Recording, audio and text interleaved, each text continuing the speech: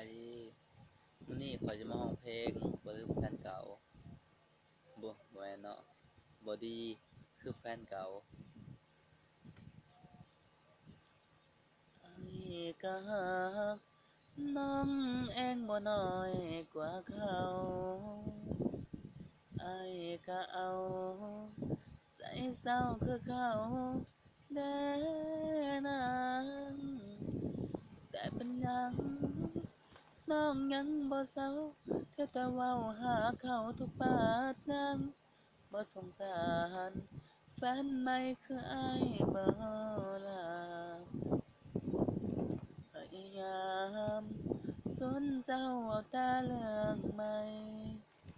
เฮ็ดจั่งใดใจเศร้ามันยังบ่ลืมจนอ้ายนั้น